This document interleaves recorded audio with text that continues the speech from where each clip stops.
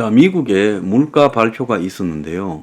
소비자 물가지수 CPI가 3.4가 나오고 그는 CPI는 3.9가 나왔습니다. 자, 그래서 사전에 예측되던 수치보다 월스트리트 저널 등이 집계한 전문가들의 예측치보다 훨씬 높게 나왔어요.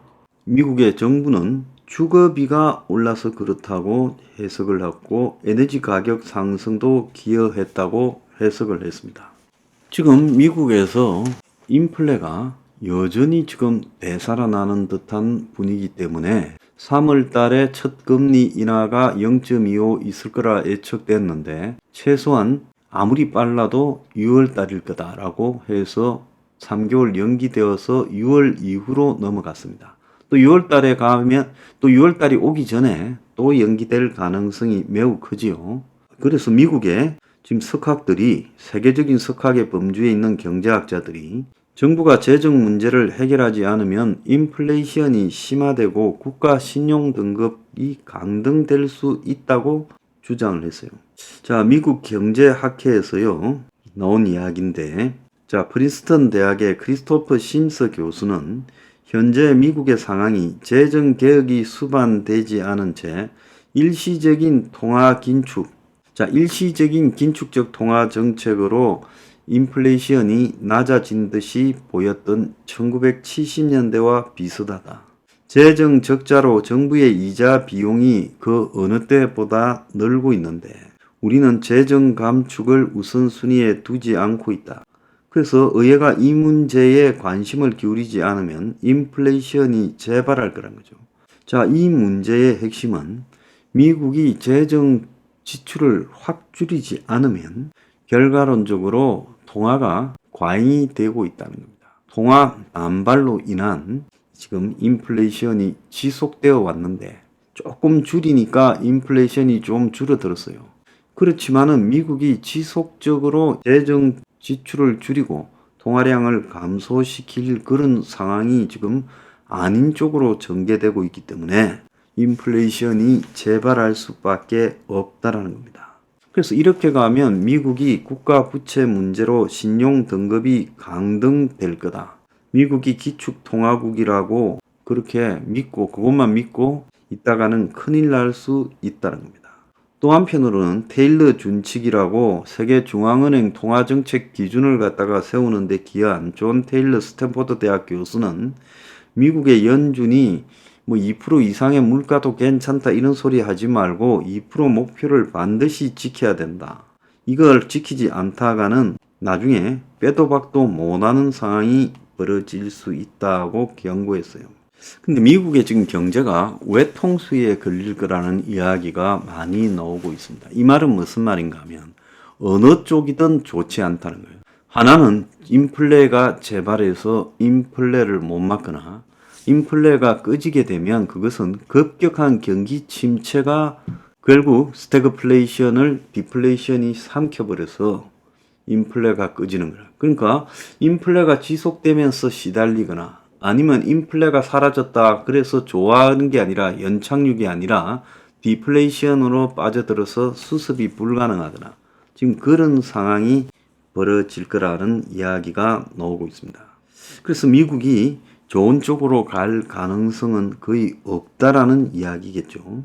그런데 미국의 지금 월가의 투기꾼들의 앞잡이들은 골디락슨이 연착륙이니를 떠들고 있습니다.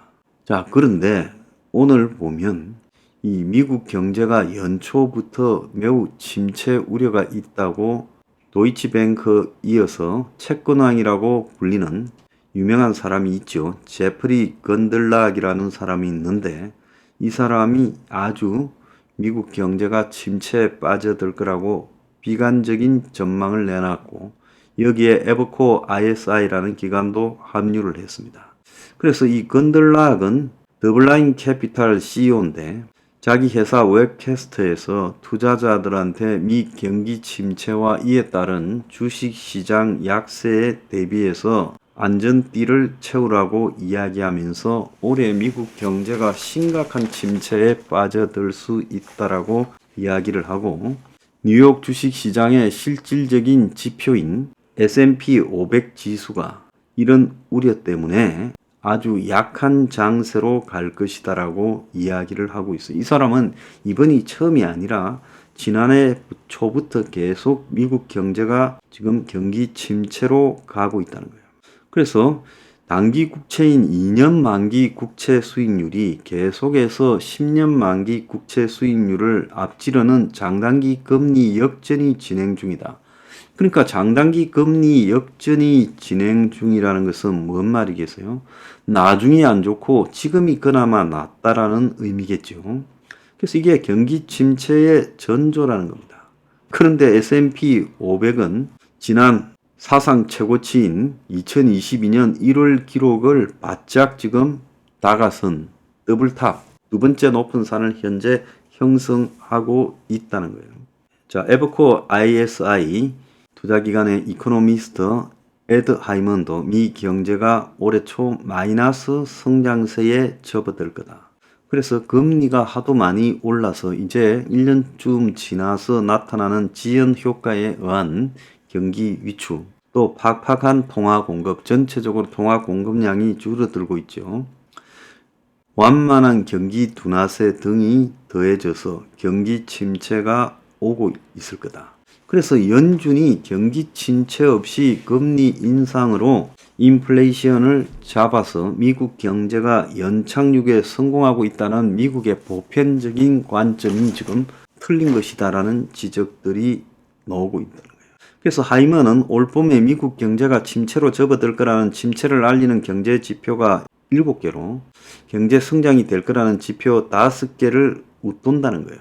그래서 고금리 정책이 시간차를 두고 경제에 영향을 미치는 그런 지연 효과가 경기 침체의 가장 지금 중요한 원인이다라고 이야기를 하고 있습니다. 그래도 미국의 일반적인 사람들은 대부분 다 낙관하고 있답니다. 자, 저는 굉장히 비관적으로 보고 있습니다. 누가 맞는지 한번 지켜보십시오.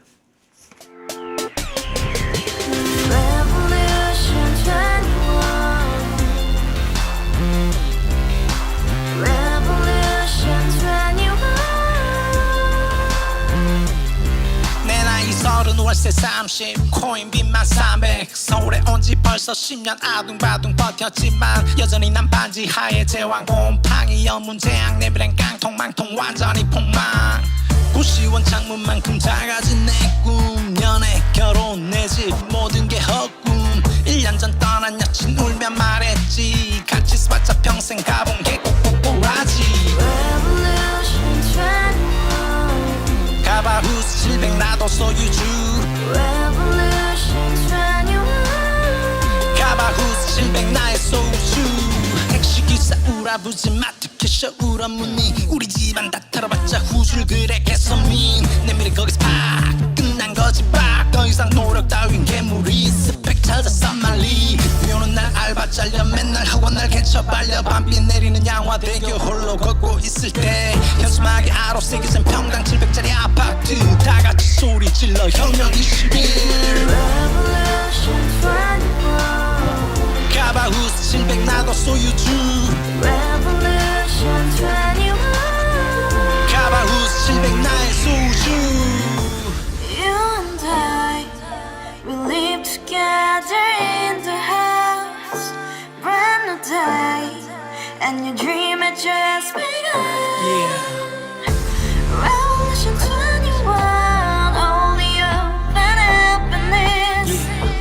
너의 곁에 내가 영원히 함께. 지금까지 정치인들 입만 열면 찝찝찝 개소리 멍멍멍 쳤다 하면 뻥 잘난 부모 만나 잘난 학교 나오면 뭐하나 우동살이 꽉 찬 대가리 깡통 소리 통통 저 푸른 조원이의 그림 같은 집을 짓고 평상 4천 팔면 뭐해 평생 살 수 없는 집 내 미래 내 꿈 희망 퀸 살아나는 집 우리의 미래 혁명 21 Revolution 21. 가바후스 700 나도 소유주